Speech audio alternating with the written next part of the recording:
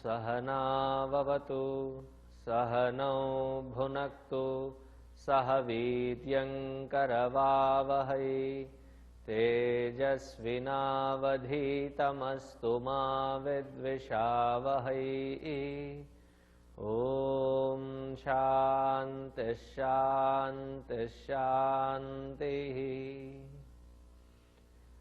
गुरुर्ब्रह्मा गुरुर्विष्णुः गुरुर्देवो महेश्वरः गुरुरेव परं ब्रह्म तस्मै श्री गुरवे नमः। तस्मै श्री गुरवे नमः।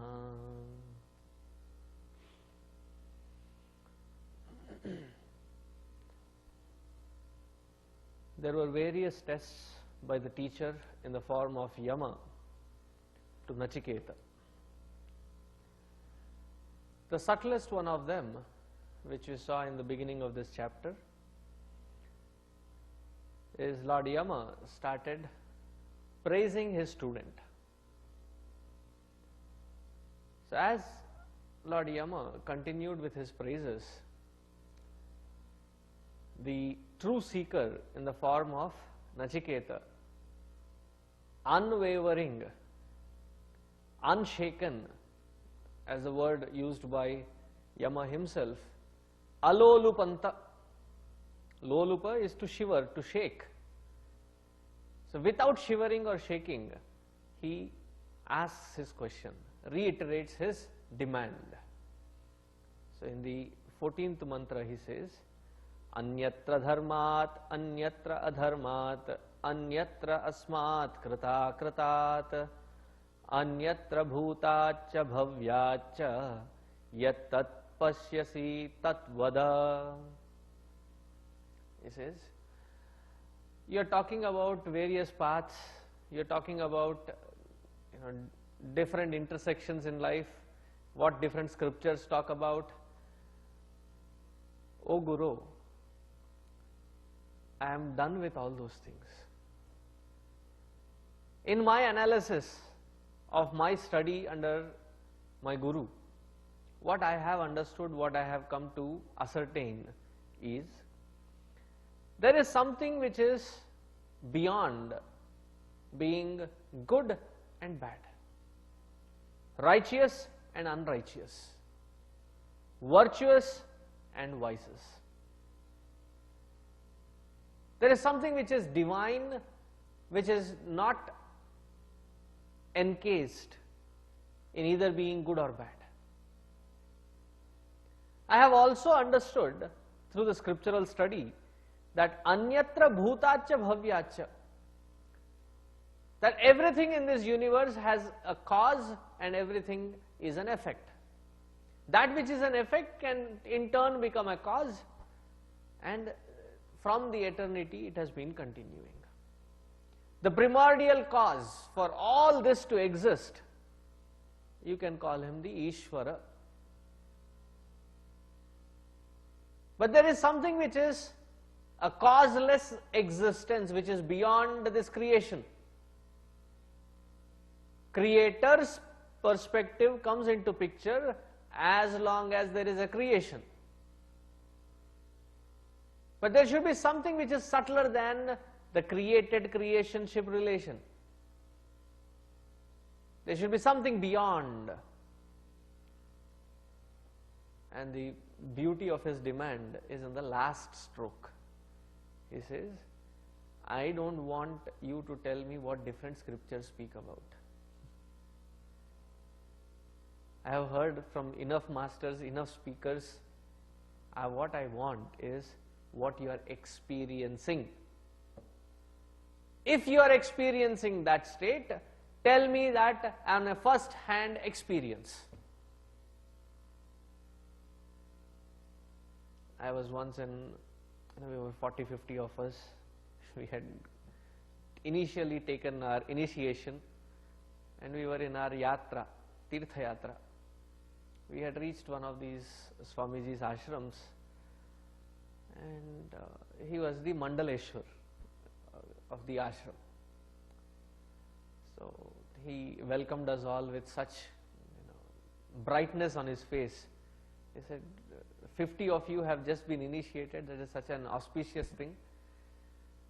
And very casually he sat down, and all his sishyas also sat down and said, I feel like listening to one of you. And for many such experiments, I think it is written on my face or something. He said, pick me. I was the picked one. Okay, beta, tum aao. I sat down and he gave me a topic and he asked me to speak. I said, I'll take 2 minutes to think about. And not that the topic was new, it was because such a great saint, and he's sitting right in front of him, who is like a master in the field, and in front of him I have to open my mouth. And there was a stone in my pit of the stomach, and finally mustered up some courage and spoke. And for 5 to 10 minutes I spoke. He said, whatever you said is beautiful, but I did not want you to come here to speak about what different scriptures say or what different Mahatmas say. His specific direct question was, what does this Mahatma say? I was like, in true honesty, I said, even to be called a Mahatma is something which is like shivering from within. I can be speaking only if I have an experience to say that this is my experience. So then he smiled, a totally disarming smile. He says, my wish and blessings are that may you reach to the level wherein you stop referring to scriptures and start speaking your experiences.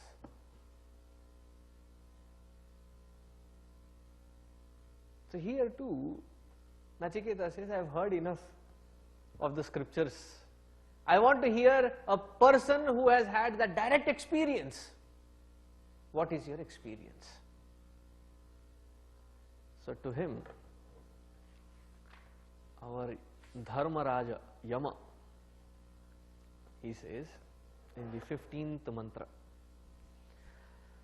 Sarve Veda Yat Padamamananti, Sarve Veda Yat Padamamananti, Tapansi Sarvani Cha Yadvadanti, Tapansi Sarvani Cha Yadvadanti, Yadichanto Brahmacharyam Charanti, Tatte Padam Sangrahena Bravimi.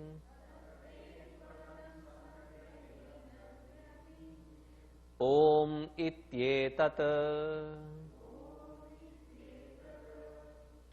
So now the student has been so powerfully demanding the truth of experience.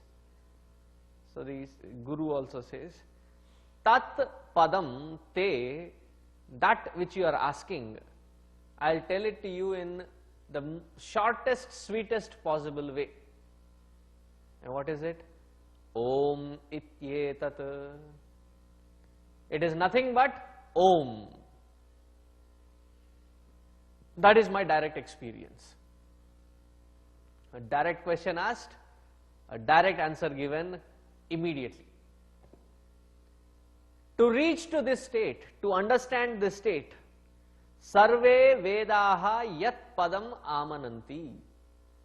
all the Vedas, the pointers of the Vedas, all the Upanishads, the point to which they are all directing to is this, which is my experience. Tapansi sarvani cha yad vadanti. All the penances that have been invoked by various rishis for their Shishya is to prep them up, prepare them for reaching this absolute state.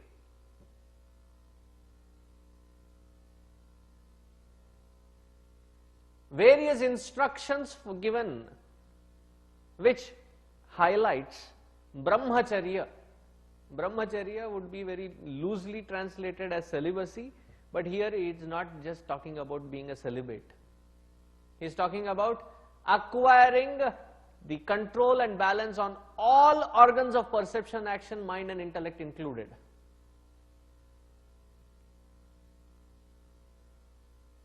Is for understanding, reveling, knowing that supreme state which is symbolized by the syllable called Om.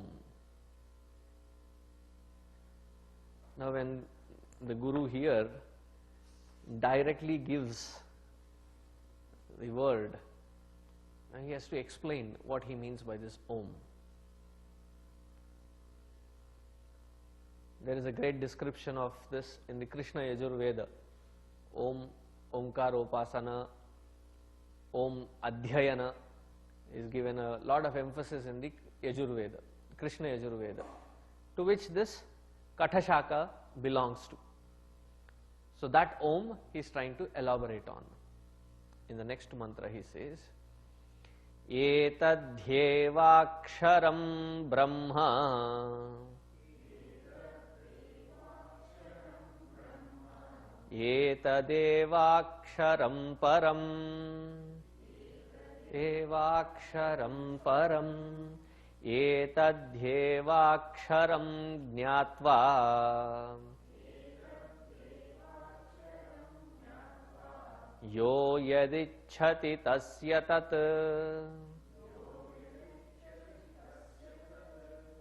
Etad eva aksharam, etadhi eva aksharam Brahma. This syllable, akshara. See, akshara, what does it mean? That which is not kshara, that which does not perish, that which is immortal is nothing but this Om. And this Om directly indicates Brahma or Brahman. Brahman in itself is symbolized by this word Om, Akshara, immutable, immortal, non-perishable, supreme, Brahman. Etad hi eva aksharam param. This is the absolute knowledge that one can gain, is Om. See, today we keep hearing Om in various things, and probably we do not look at it as that great a symbol. But this Kathopanishad insists that it is the greatest of the mantras. Ramakrishna Paramahamsa was once asked as to, can you put the entire scriptures in nutshell and give it as a message? He says, very simple. The crux of Vedas, the essence of Vedas, when you squeeze the entire Vedas, what comes out is Bhagavad Gita. When you condense Bhagavad Gita, it is represented by Gayatri Mantra. When Gayatri Mantra is formalized into the smallest packable, potent medicine, it is nothing but Om. That powerful is this Omkar. And this Omkara is Param. Etad hi evaksharam jnatva, knowing this aksharam, jnatva, yo yadichhati tasya tat. Now with this Om, it is used as a sadhana. It is also indicative of the sadhya, the goal. And the goals are also of two different types. One is called the Salokya, meaning reaching to the Hiranyagarbha sthiti. Hiranyagarbha sthiti is a very technical word, very easy to understand if we can translate it to the totality of all minds and intellects put together. So to that Hiranyagarbha sthiti, this Omkara takes us. And it also takes us to the supreme goal of Paramatma.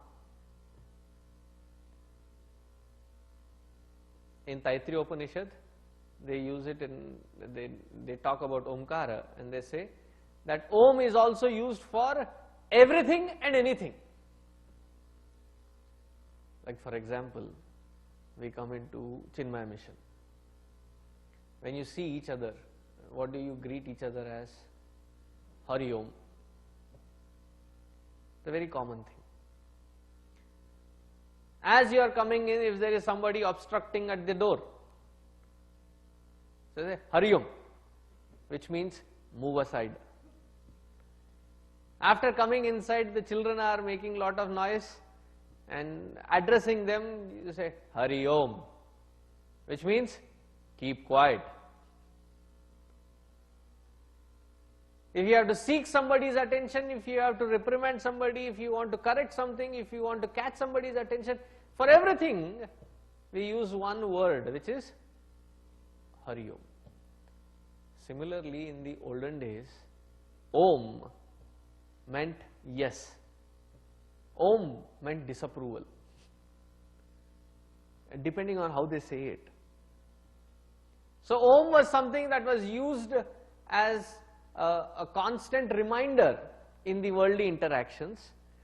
Om is used as the Pranava Upasana, wherein you chant this Omkara mantra. Om is also used to indicate both the Salokya goal as well as the Param Tattva, which is the Paramatma. So, etad hi jnatva, as you gain knowledge of this Omkara, as you think, so you become. Yo yadichhati tasya tat. So somebody would ask, if it takes you to the highest abode, why would somebody choose for something, in between? Why would somebody choose anything which is not that supreme? So there are people who are very clear. I may want to reach to that Paramatma sthiti, but at this moment my mind is clear to enjoy and relish.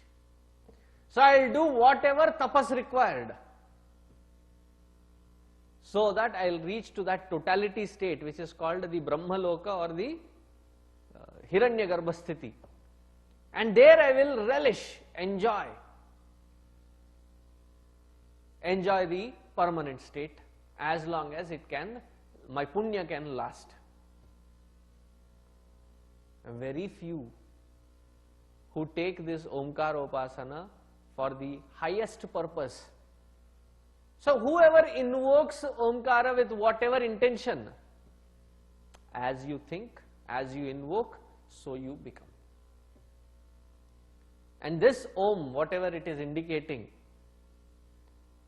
is my direct experience. And continuing on that same thought, he says, this is on page 110, 17th mantra. Yetadalambanam sreshtham. Lambanam sreshtham. Yetadalambanam param. Yetadalambanam jnatva.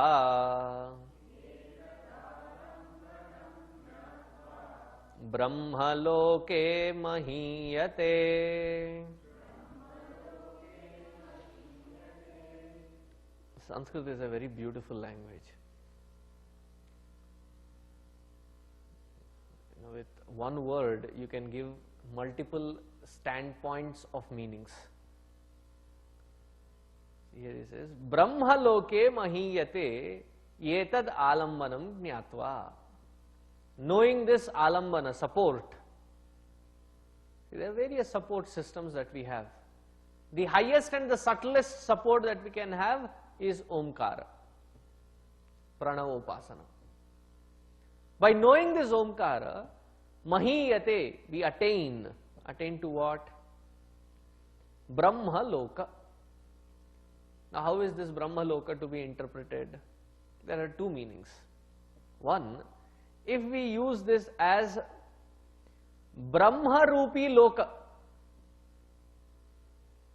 then we call it as the supreme abode. If we use it as Brahmani Loka, the Loka of Brahmaji, the four-headed one, then we reach to the totality mind or totality intellect, to the Brahma Loka. Both can be attained,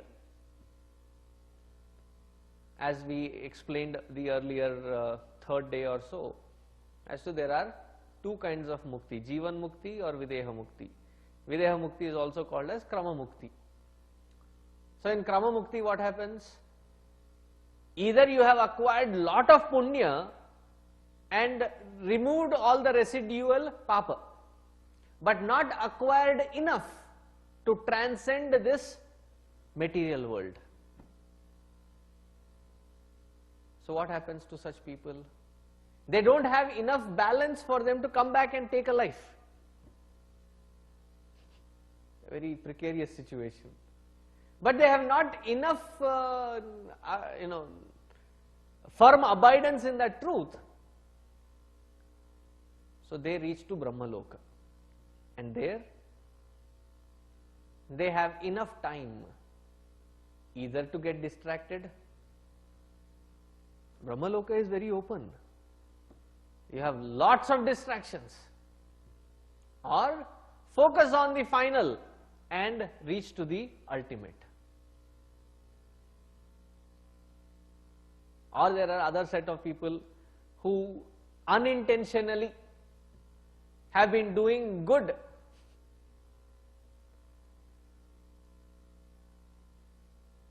So proactive good that they have been elevated to the status of Brahmaloka. There is no more vikara inside because of their dharmic life that they have lived. So they go into that section wherein they are in front of Brahmaji. And what does Brahmaji do? 24/7. Very lucky people, I tell you. Because various aspects of this creation and the Paramatma, or various aspects, mystical knowledge, directly given from Brahmaji to these people in form of satsanga. And it is not 1 day satsanga or 1 hour per day satsanga. It is 24/7 satsanga. Why in Svargaloka, there is no ashana pipasa, there is no hunger and thirst, there is no old age, there is no fear. 90%, 95% of what we do is to fill these 5-6 things that were mentioned. When they are absent, what do? You have lots of time. And all that you do is constantly contemplate and meditate on that Paramatma. Krama Mukti, that is Brahmani Loka. Brahmaji's loka, and that is called the masculine form, Brahma. Where we take it as a neuter gender, then it is that supreme state, that Paramatma. And for reaching both statuses, the alambana, the support given, is simple. It is this Omkara only. Etad alambanam, this alambana, this support, sreshtham. There are various mantras, there are various pujas, there are various upasanas, there are various vratas, there are various methods available through our scriptures, through the rishis. There are various methods. Of all these methods, the best of them, the best of the best of the best, funnily, bestest, is this which is called the Omkaropasana. And this is the most sacred one. As a final step into sadhana, Guru gives this Omkara as the final support to that seeker to attain to that Brahman.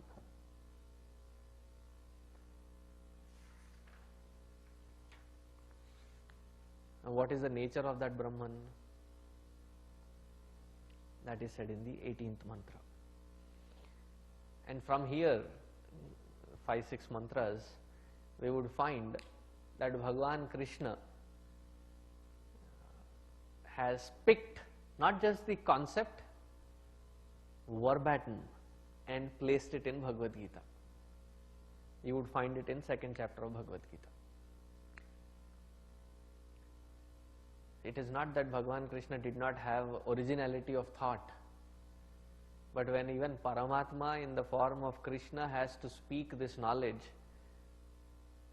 has to bring in the support of the Vedas to substantiate, saying, this is what the scriptures have said. So we would find this mantra, Na jayate mriyate va vipaschit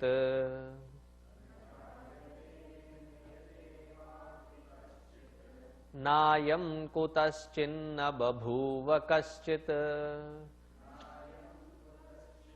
Babhuva kaschit Ajo nitya shashvatoyam puranaha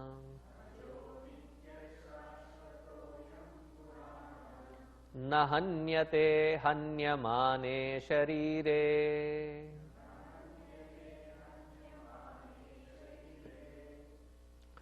Na jayate na mriyate va. In Bhagavad Gita it comes as na jayate mriyate va kadachit. Here it is said vipaschit. This Atma Tattva is neither born nor can be killed. That which was never born, can it have death? Anything that is made can get destroyed. That which was never made, can it get destroyed? Birth and death is of this body. Birth and death is of the concepts of the mind or the intellect. Birth and death are of various emotions. Pay attention, there's a very subtle fact here. Birth and death is of the ego. With every association it is born, as soon as you dissociate, it is done. Again it is born. But we do it with such speed that there appears to be a continuity of this ego. It's actually not a big monster, that it is all collective. For each experience it is born and dead, born and dead, born and dead. But we keep gathering all these associations and try to maintain the thread, the chain, the mala of ego, and wear it on our shoulders. Decorate ourselves with it. If you have watched Lord Shiva or Bhadrakali, they are called Mundamala. What is it? Ego, birth, death of that ego. Anything that can be created can be destroyed.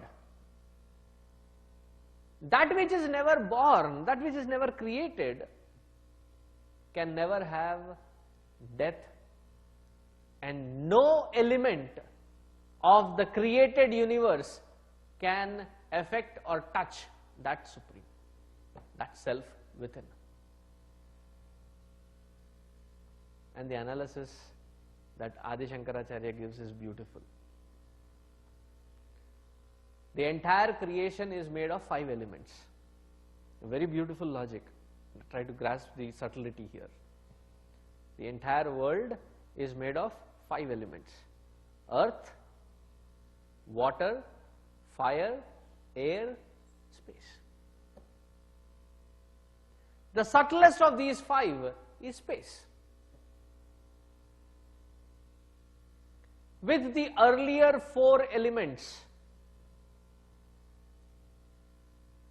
even the space cannot be touched or hampered. You cannot essentially kill or destroy space with the earlier 4 elements. Can these 4 elements together, put together, destroy something which is subtler than space? That which gives the validity for space to exist. Can these 5 elements together, put together, destroy that? Apart from these 5 elements, there is no other method to destroy anything that is created. It's a modification of these 5 elements alone. When the 5 elements cannot destroy its own space, that which is illumining space, that which has provided space for the space to exist, that consciousness, can it be destroyed? It is ever existent, hence therefore never born. Subtlest of them all, hence therefore cannot be destroyed. Namriyate. Nayam kutascha na babhuva kaschit. It's a very beautiful, subtle concept. That self, that consciousness is neither born from anything, nor anything is born out of that consciousness.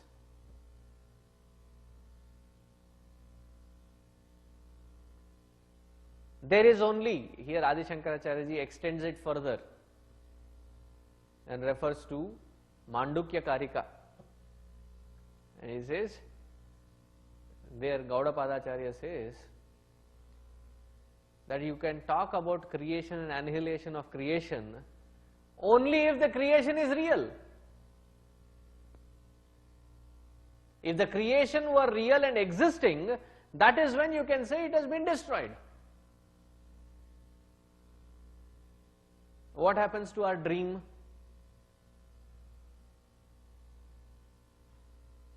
Is there a celebration when you construct something in your dream?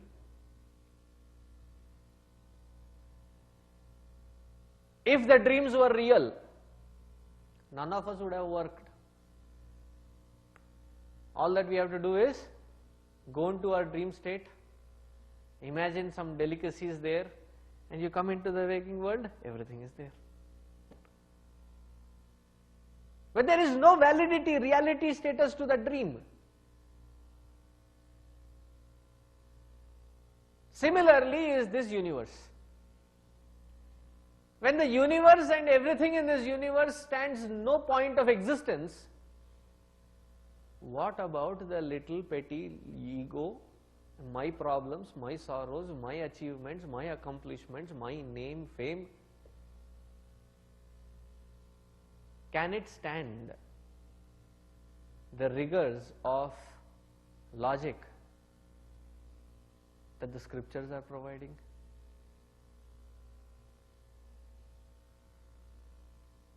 A simple example, and it will dilute the situation, but since I see many faces trying to grasp the concept, let me tell you an example. In a mental hospital, there was a new doctor and he was visiting different patients to understand the patients. So there was one patient who was doing this.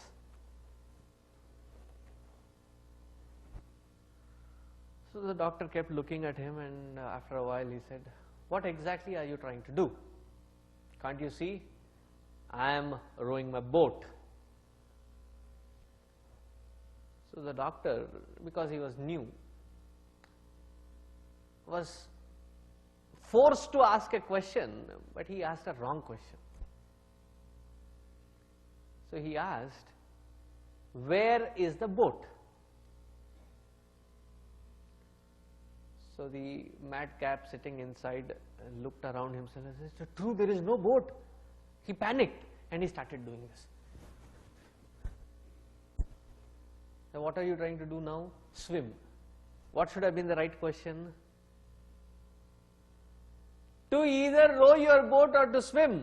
Where is the water?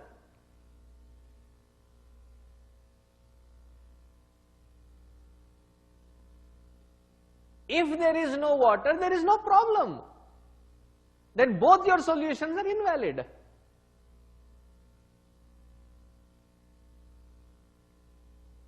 Na ayam kutaschinna babhuva na kaschit babhuva. Neither it is born off of something, nor anything is born out of. But Swamiji, I see this world.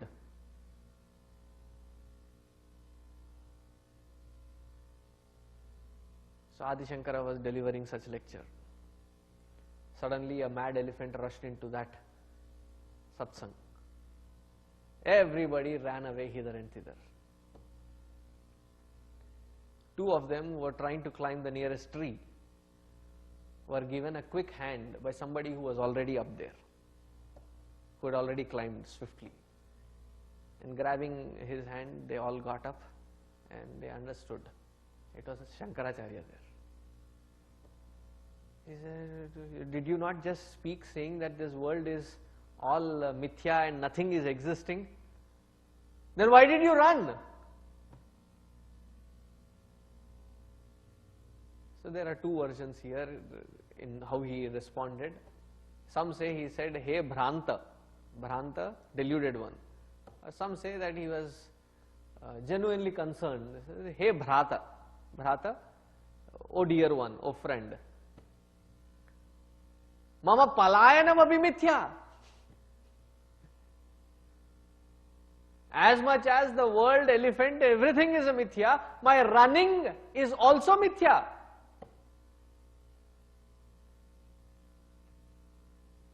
Swamiji, enough of jokes, but seriously, I can see, I can touch, I can feel, I know that this world exists. How can you say it is unreal?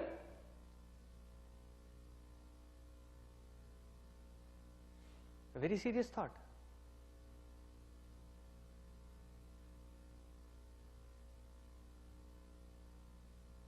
As long as we are in the dream, how does the dream appear? When do we understand that that real dream is really not real? If in your dream there was a satsang and there was a Swami giving you a discourse saying this is a dream that you are dreaming and the dream has no standpoint, when will we understand it? When we wake up and see that that was just a nightmare, and it was nothing real.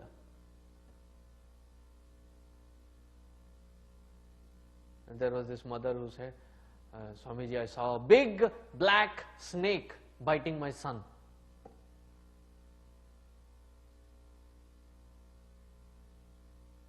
I said, where? Yesterday in my dream. So I said, go back today. Now you know what is the dream. Go back today when you sleep with medicine in your hand, so that when you continue it, you can give this medicine. Because that mother's fear was, what will happen to my son because the snake there and biting of that snake will not affect this real world. Sometimes even after waking up, we are so shaken up because of that, that what we end up seeing in the real world, it is very cloudy. Because we have not seen that as unreal. But when do we understand it as unreal? When we thoroughly wake up from that dream. Think about it. A very subtle thought. And if we understand that, there will be no more problems in life. It is for applying it on the self, for the self, to abide in the self. Hope I have made that point clear. Ajaha nityaha shashvataha ayam puranaha. We have already seen na jayate, which means ajaha, that which is unborn. Ja or jayate is to be born.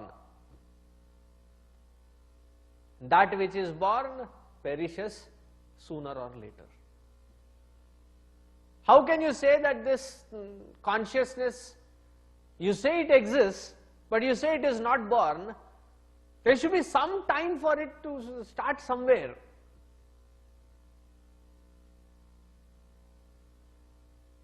Time is a concept born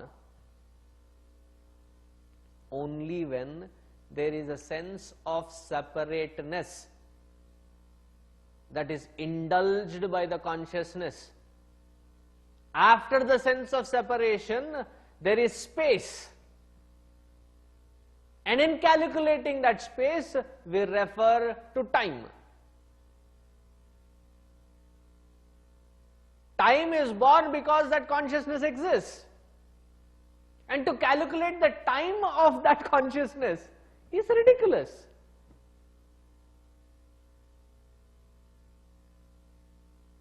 Hence, therefore, ajaha. Why ajaha? Nityaha is constant. Neither it is growing, nor it is diminishing, nor there is a change. Changeless substratum is that consciousness. Shashvataha. Shashvataha, everlasting. And that is the reason when we are searching for happiness, the limited material world provides us little packets of happiness. If happiness is what you are searching for, little packets of happiness put together at the end of the day, you should have enough bundle that you should be satisfied with. But along with the happiness, what is the search? What is it that we are seeking? Is that kind of happiness which is shashvata. Why are we searching for that everlasting blissful state? The happiest state? It is because it is our inherent nature. Shashvataha ayam puranaha. Puranaha, it is not to be understood in Hindi. Though there is a word in Hindi vocabulary, Purana, it does not mean that. What does Purana mean here?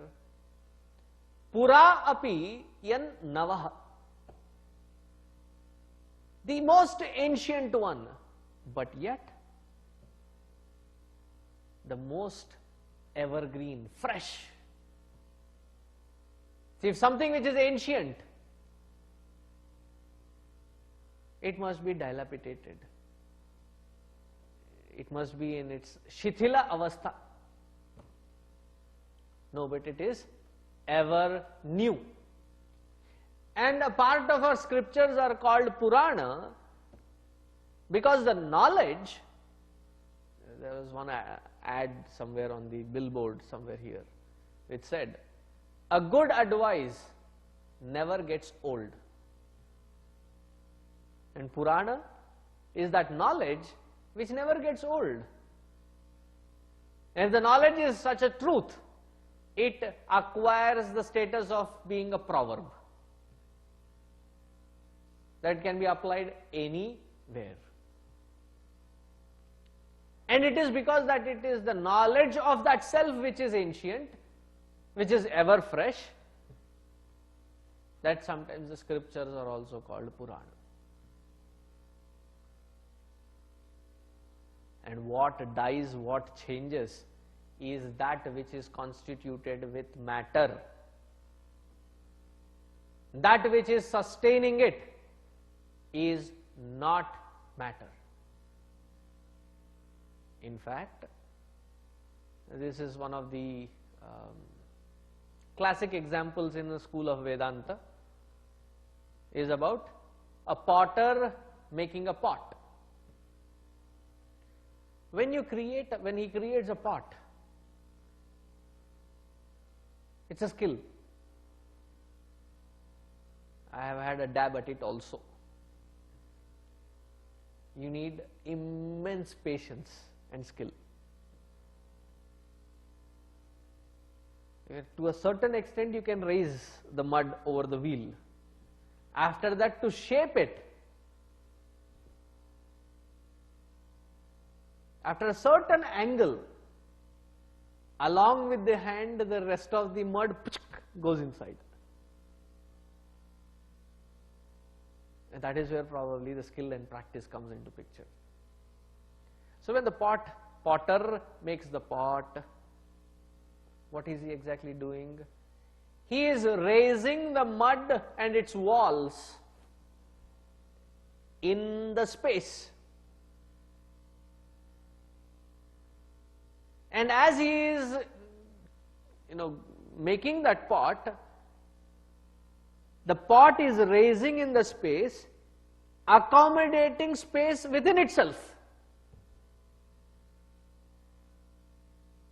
I don't know, we should tell this MBA students, when you sell something like a pot or a glass or something, you should charge for the material of the pot as well as the space supplied in there. That will be a good marketing strategy. The potter does not have to infuse space into the pot after having created it. It comes with the space. And when the pot breaks, does the space break? Nothing happens to that space. Because the space was neither created nor can be destroyed. That which was created in the space, that which had accommodated temporarily the space called pot space, it remains eternally. Similarly, all this matter envelopment they are born in the Atman, from the Atman, and when this body dilapidates and dies away, withers away, Atman remains.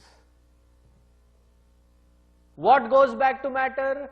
That which came from matter. Nahanyate hanyamane sharire.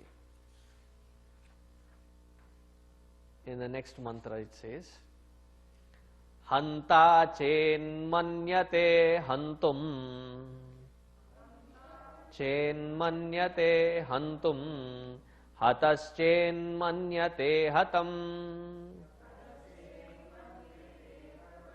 उभौ तौ न विजानीतः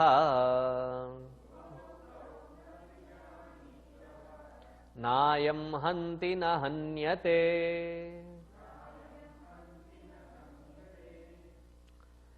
If something happens to the body, that is the matter. Those who think that I have affected the matter, like if somebody kills somebody, what is killed is just the matter that is killed. That which is enlivening the matter cannot be killed. The one who thinks that I am killing, the one who thinks that I am being killed, both are wrong. Once in India there was this killer who was produced in the court. So he was asked why. He said, I did not.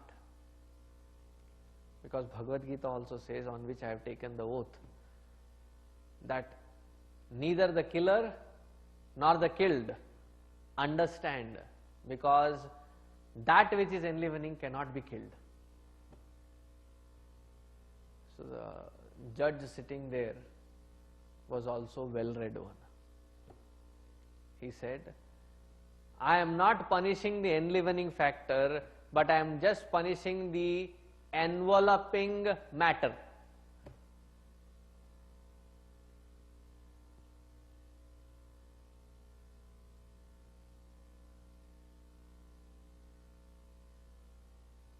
Now all the matter that we see, experience, are either classified into the sentient or the insentient. In the insentient, you see existential reality supporting it. In the sentient, along with the existential reality, there is a support of the conscious and blissful aspects also.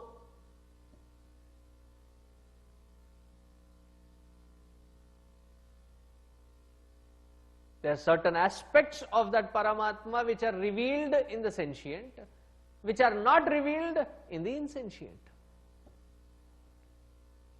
But both of them seemingly come into existence and seemingly go away from existence in the presence of Atma.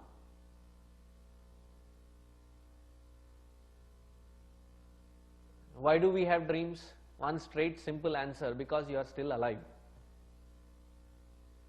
Right? A dead person probably did not have a dream.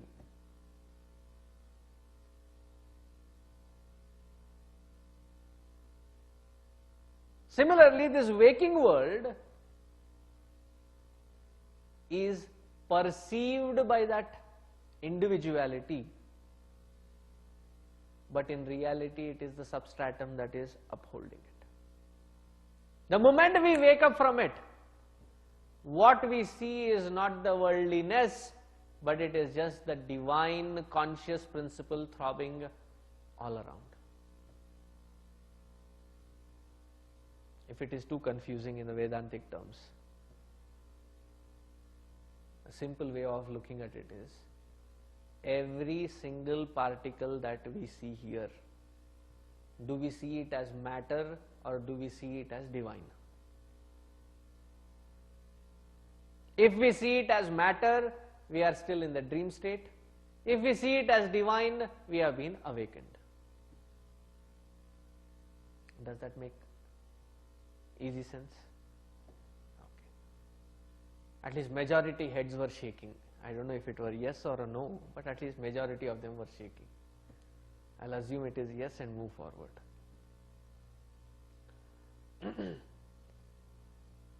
So further clarifying onto this Atma Tattva,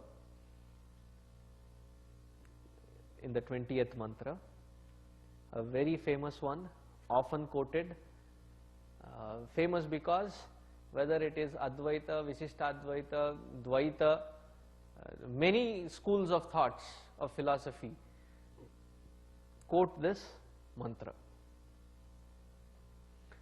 Anoraniyan mahato mahiyan, mahato mahiyan, atmasya jantor nihito guhayam.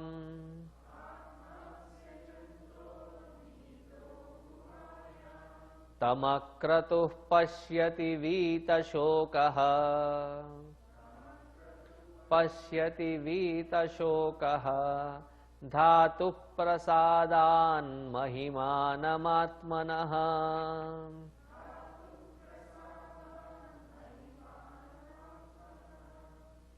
anoraniyan mahato mahiyan.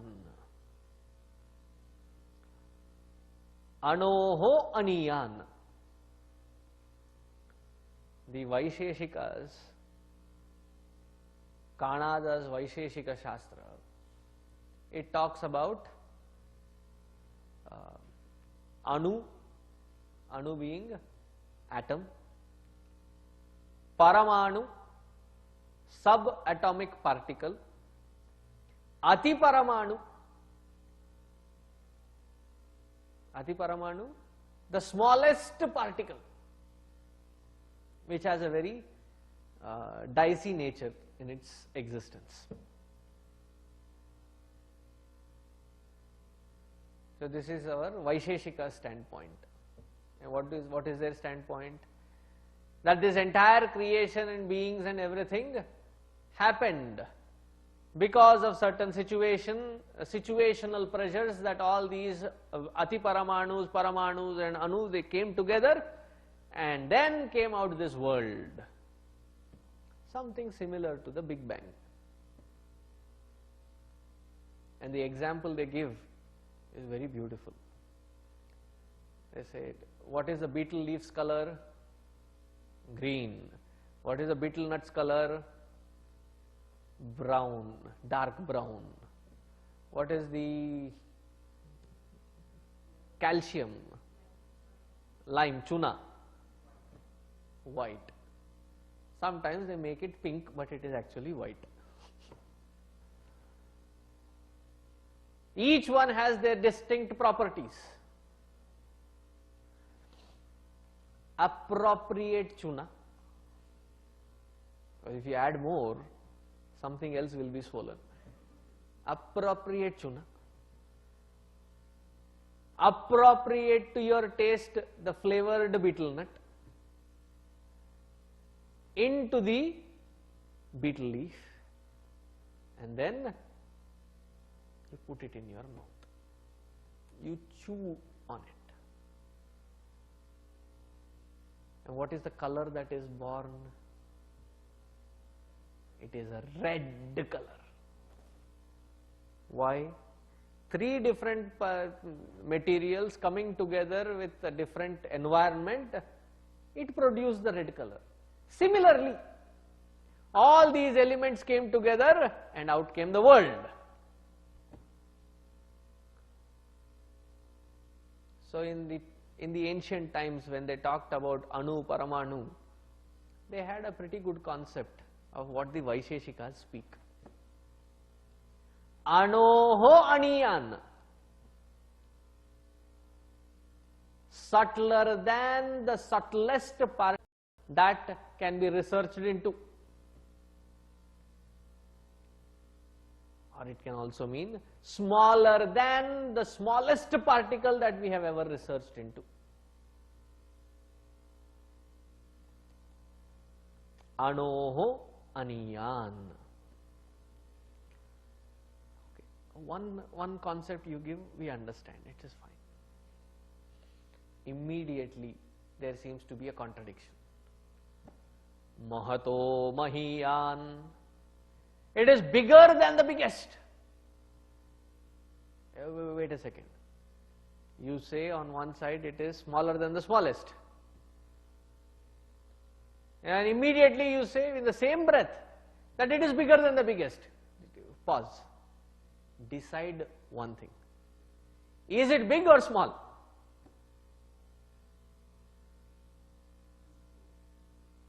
It is that subtle that it can accommodate to be the subtler than the subtlest, and it can accommodate itself being bigger than the biggest. Why go till Atma Tattva? Space, the fifth element, subtlest of the elements. It is there in the small space of the eye of the needle. Have you ever tried threading a needle?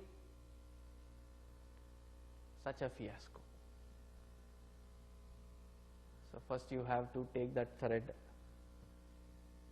and you know you cannot, so you apply little moisture. From where? I am not getting into it. So you apply some moisture,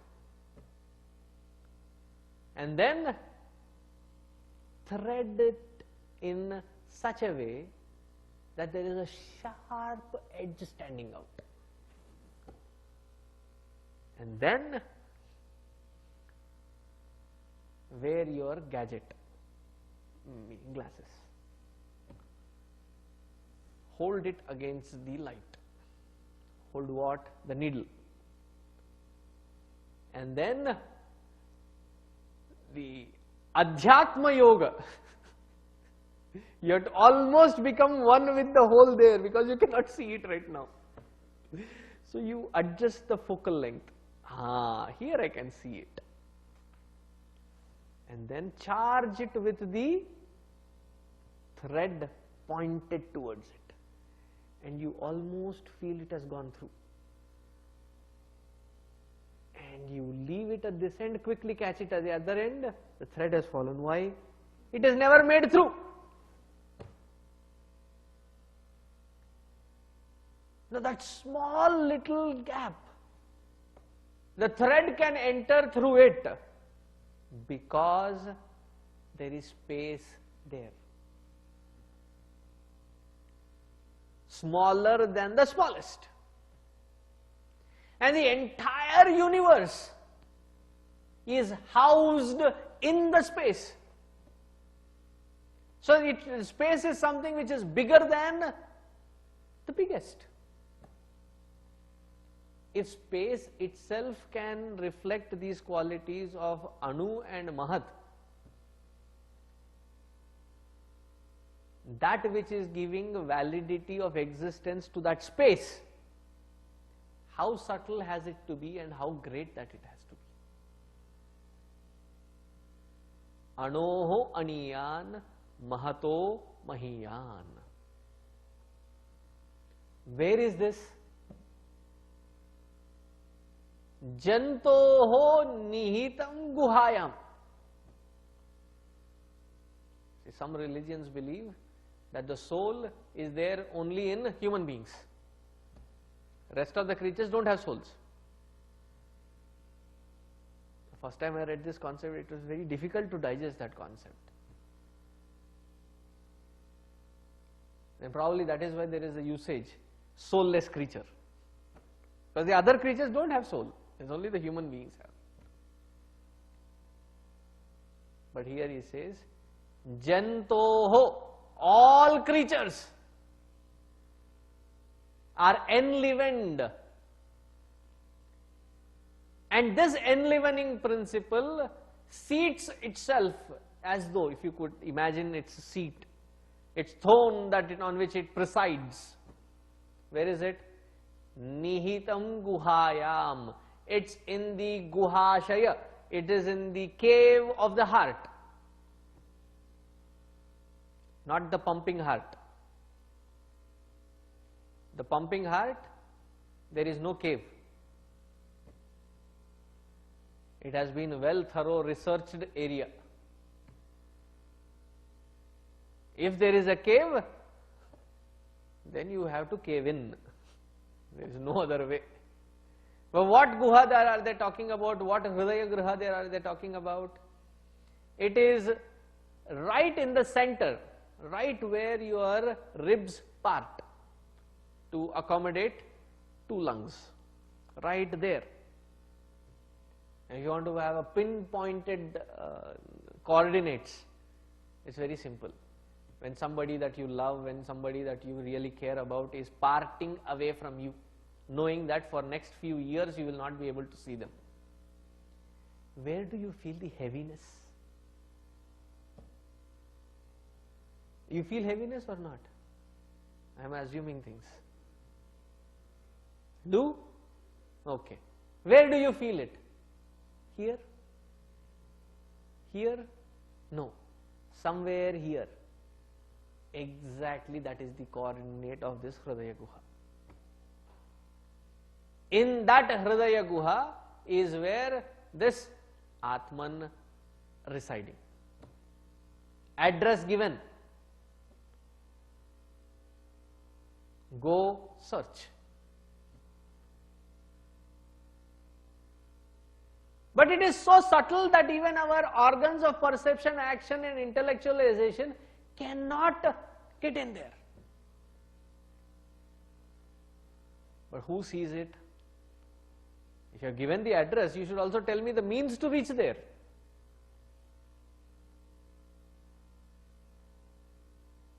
Try it sometimes in your Google Maps.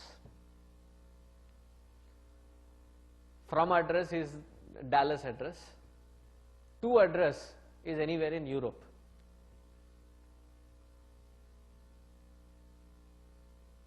It says to go till New York and then swim these many thousands of miles in this direction and probably you will reach. You have given the coordinates, you should also tell the means to reach. So the means he says here, tam akratuhu pashyati vita shokaha dhatu prasadan mahimanam atmanaha. That he who has freed his antahkarana to become akratuhu. Akratuhu, neither does he will something nor wish something. Swamiji, what vegetative state is it? It's only when somebody is deep in sleep or in coma. Did I tell you why it is called coma? But it is a comma just before a period, full pause. In these two states alone, I can imagine myself either not wishing for something or willing for something.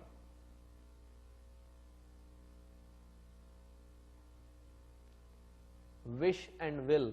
Wish is of the mind, will is of the intellect. When we have transcended both the mind and the intellect, akratuhu,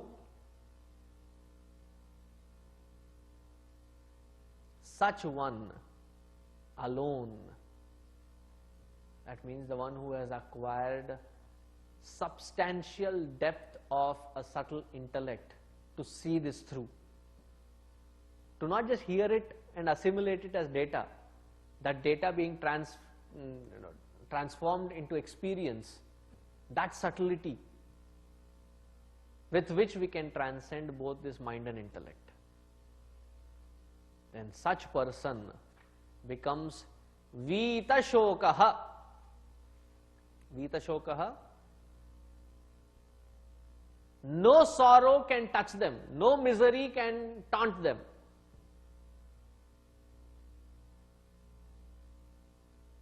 Such is that beautiful state. And continuing on this great truth, he says, Asino duram vrajati, Asino duram vrajati, Shayano yati sarvataha. kastam madamadam devam madanyo jnatum arhati. So this Nachiketa had asked such a strong question, and what was his clause? Yat pasyasi tat vada. Whatever is your experience, that which you are abiding in, tell me that. So here our Yamaraja, he says, Madanyo jnatum arhati. This is what I have strived for in this Atma Vidya, and hence therefore, having reached that subtlety of intellect, I have understood it. As what? Asinaha duram rajati.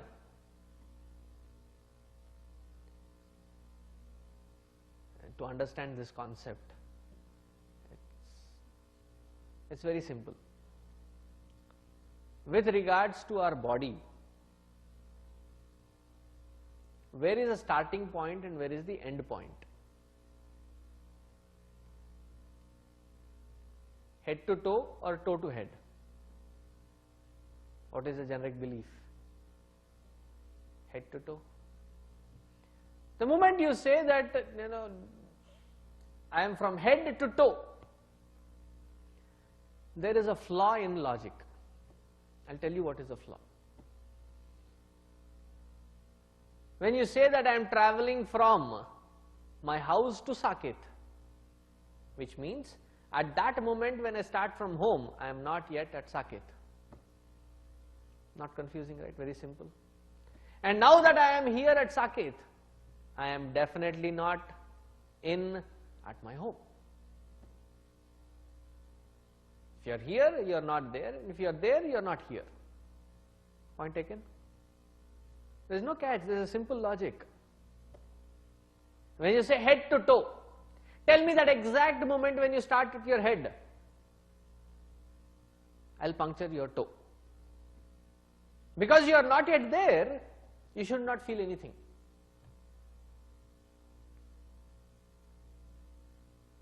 But aren't you there both simultaneously? So can there be a starting point and an end point? With regards to body, do you not have experience that you can feel the cold breeze of the vent on one side and feel the mosquito bite on the other side, both at the same time? Why? With respect to body, I am all pervasive. I am not saying that the body is all pervasive. Some bodies may be like that. With respect to body, within the body, I am all pervasive. Similarly, this conscious principle stands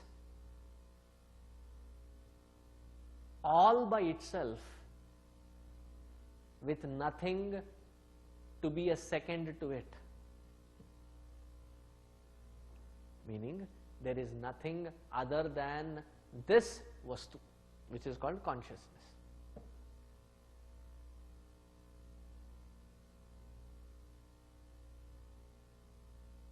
So if this entire seen and unseen world is pervaded by that consciousness, it is at this moment here as well as anywhere else. Isn't it? Asinaha duram rajati. Staying here, it pervades everything. Yati sarvataha. It travels everywhere as though. I like Adi Shankara Bhashya here. He stresses it enough. He says, Iva shabdataha. Iva shabdataha, as though travels, as though moves around, but does not. Because other than that consciousness, there is nothing else which exists.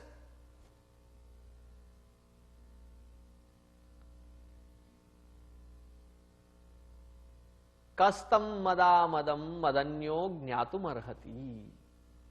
See, sometimes people misinterpret this. He says, how can such a boastful person be a teacher? He says, nobody other than me could have realized it. What he means is that subtlety of intellect, when prepared alone, can realize it.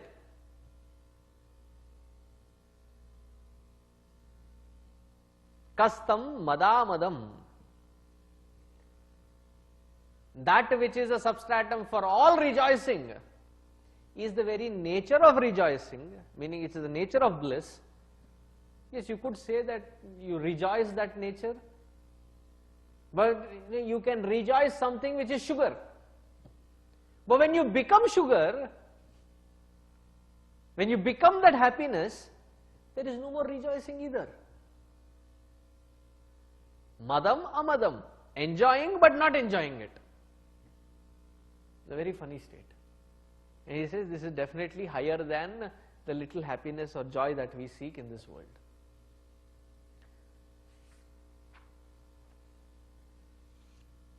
And continuing his experience, he says, Ashariram sharireshu anavastheshvavasthitam mahantam vibhumatmanam matva dhiro na shochati.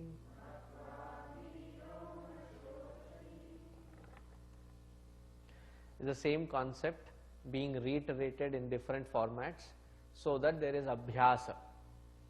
It says, Ashariram sharireshu.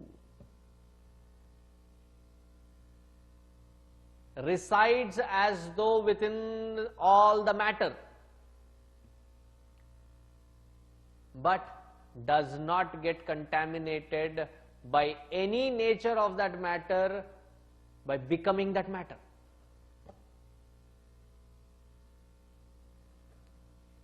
When the electricity comes through the bulbs, we get light. Some of them have bright light. Some of them have dim light. Is it because of the electricity? No. It is because of the equipment, first thing. Second, when the electricity passes through, blessing that bulb, it comes out as illumination. Is electricity equivalent to illumination? No. Illumination is not the quality of electricity. It is the quality of the equipment alone. It goes through these bodies, bulb bodies, but it remains without the contamination of anything that has to do with the equipment. Similarly, another beautiful example here, only from the standpoint of being a substratum, is a screen on which you are projecting a rainy season, and there are potholes, there are cars rushing by, the water splashing. All this is projected on the screen. After the projection is done, do you need to take Tide or some detergent agent and go there and wipe the screen out? Not necessary, because it is not contaminated by it. It just supports, as though that also. Because one sentence we already said that what you are seeing is not real, but seemingly appears real because it is supporting it. If it is not real, how can it support? That is why Adi Shankara insistently uses the word iva shabdataha, as though supporting it.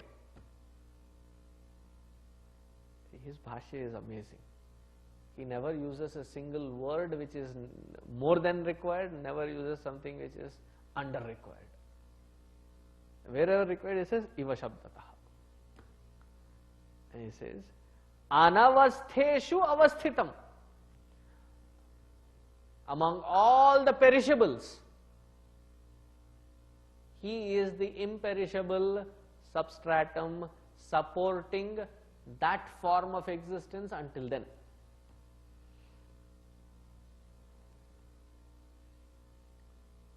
Thus, having experienced it, started with the Omkara. Omkara leads to this Atma Tattva. Whereas this Atma Tattva, Paramatma and Omkara are not different. But having realized it in day-to-day life, that individual interacts with the world but not get contaminated by it by becoming worldly. Matva dhiraha na shochati. Dhira, the one endowed with patience. Na shochati, does not think. That is from Hindi, sochna. But what here means, shoka is the root word. Does not grieve, does not feel sorrow.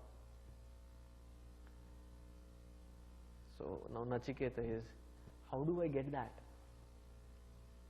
You have told me your experience.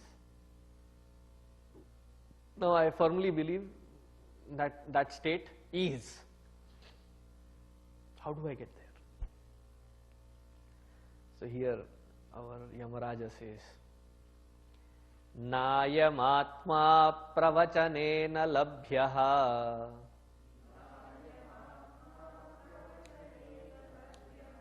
na medhaya na bahuna shrutena yame vaishavrunute tena labhyaha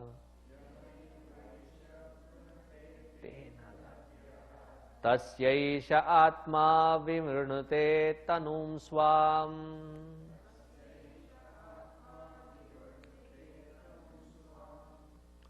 So first thing Yama says, na ayam atma pravachanena labhyaha. So if you thought by sitting here at this moment, all of you will get Atma Tattva, sorry to disappoint you. You ain't getting nothing. Or you have been duping us. You are making a fool out of us. There is nothing that pravachanena na labhyaha. By speaking on this, you do not reach this Atma Tattva. Na ayam atma pravachanena labhyaha. With speech you cannot reach. Oh, that was a good rhyme. Na medhaya.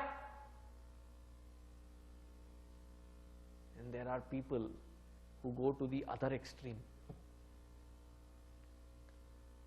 They will memorize everything.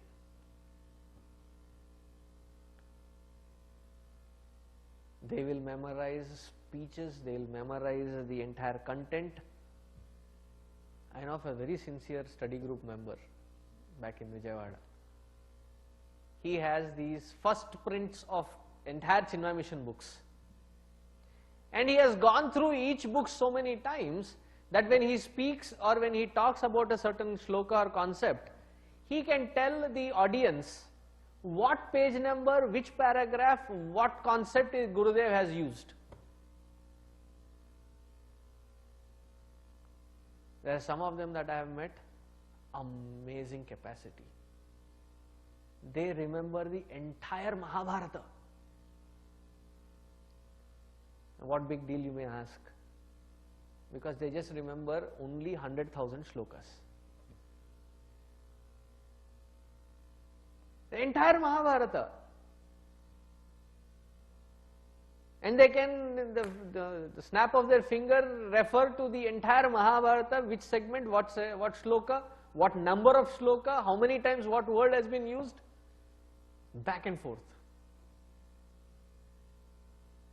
Medha. Amazing intelligence.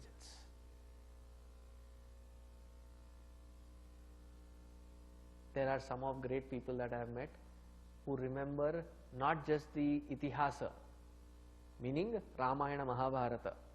They remember Ashtadasha Purana. They remember on their fingertips all the 4 Vedas. I have at least met 3 or 4 of them like that.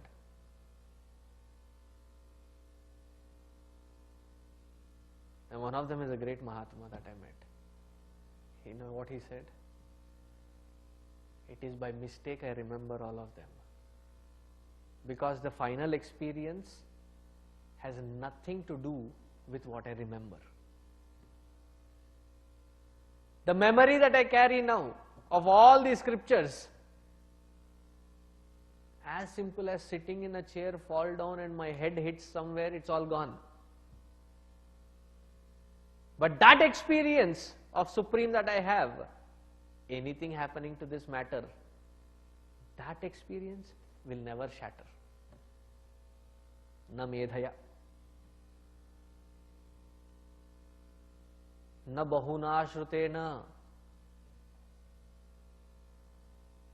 Maybe, this Swami in Chinmaya Mission, what he is speaking, I don't understand. A new Swami coming in the market, so go listen to them. Or somebody else, new technique, new process, patented process. No Rishi ever patented his method. And the so-called spiritualists have a patented method. How many ever do you try to listen? It does not depend on that. What does it depend on? Very beautiful statement, worthy to remember. Yam yesha eva vrunute tena labhyaha. There are 2 meanings to it. Yam sadhakaha yesha eva vrunute. When that sadhaka has got such pinpointed focus that he desires nothing other than only this.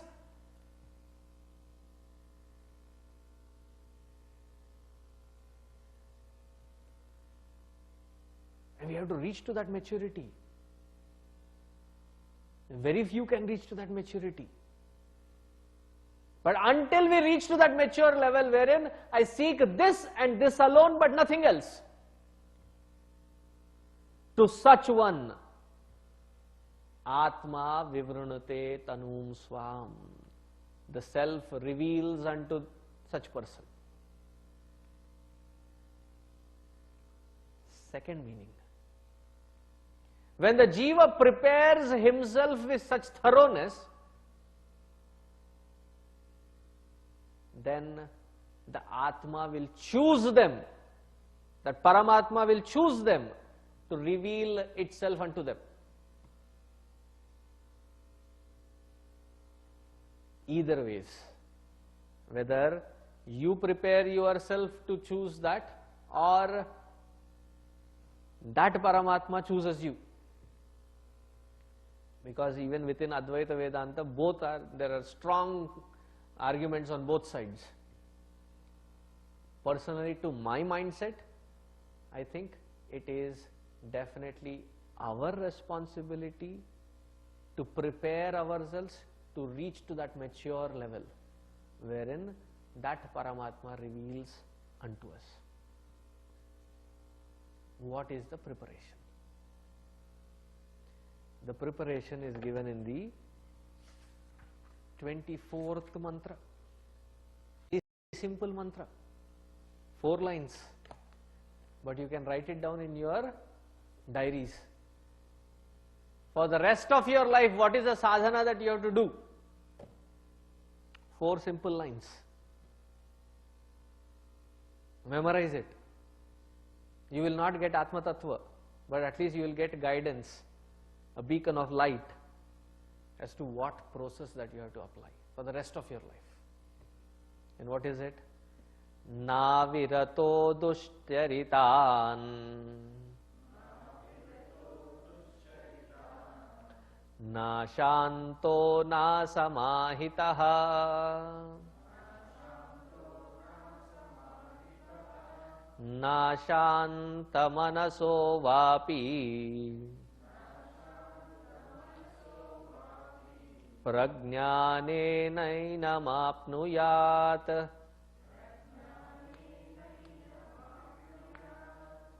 Here, what kind of a person cannot get the Atma is said. Remove that na.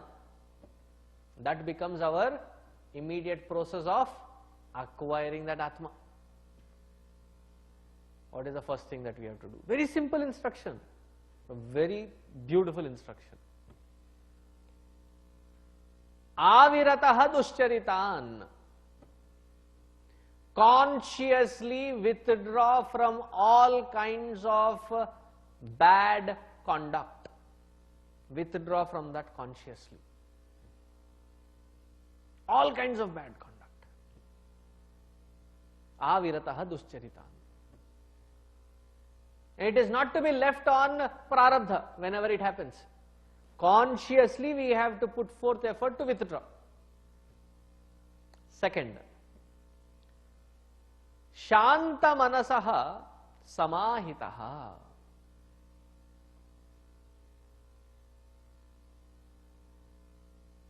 That our mind,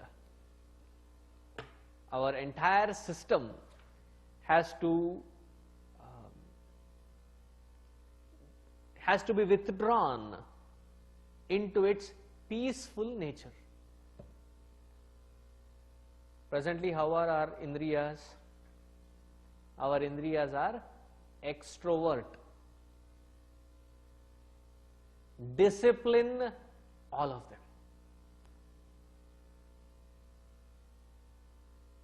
To withdraw from all the bad conduct, you have to nourish the intellect with right thought.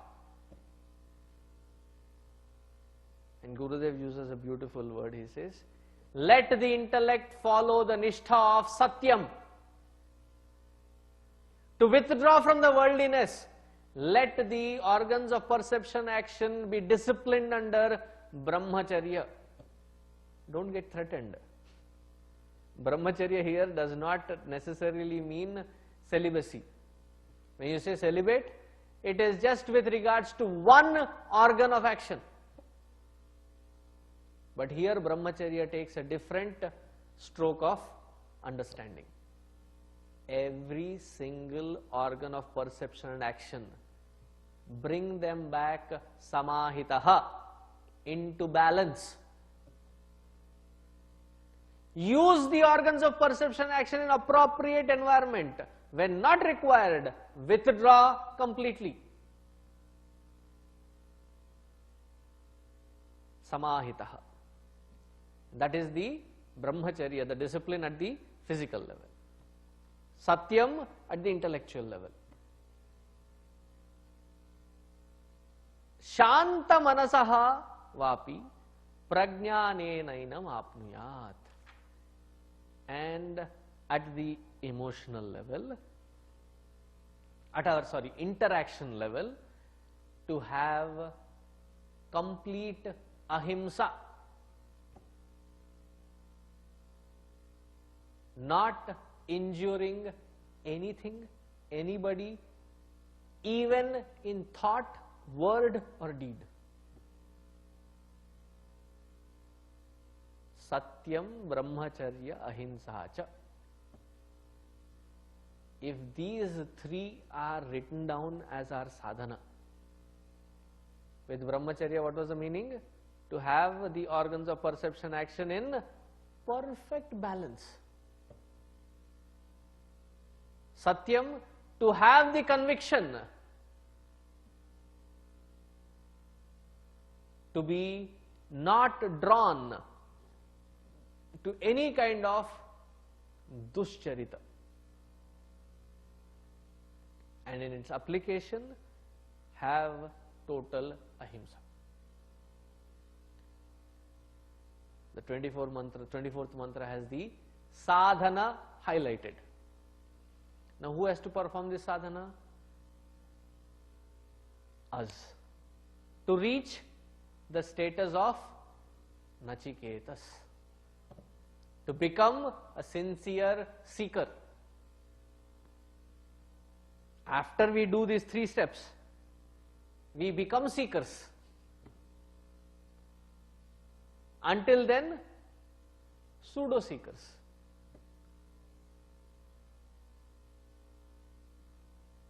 And then final word of warning. I know I am taking 6 minutes extra, but this last mantra. Yasya brahma cha kshatrancha ubhe bhavata odanaha mrityur yasyopasechanam ka ittha veda yatra saha. He says, by practicing these 3 disciplines in life, you would acquire the dhiratva, the patience required. You would acquire that,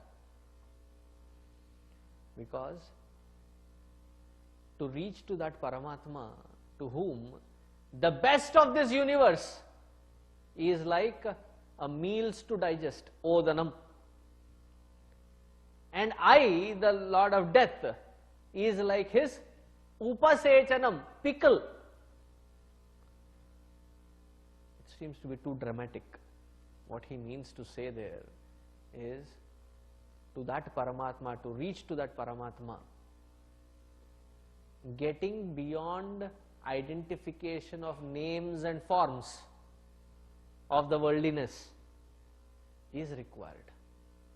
And in order to get there, what are the 3 disciplines that we require to follow? Satyam, Brahmacharya, Ahimsacha. Iti Prathamadhyaye Dvitiya Valli. So he has given the pitch for us to prepare ourselves to be a good seeker. And through Nachiketa's life, wherein he has not fallen prey to Kamini, Kanchana, Kirti, and such sharp intellect that you would see in his questioning. So once we acquire that, then the Atma Tattva will be revealed unto us. Yam eva esha vrunute tena labhyaha. So here we conclude the first of the series of this Kathopanishad. I think next month when we continue, we will see the other vallis. Om Purnamadaha Purnamidam Purnat Purnamudachyat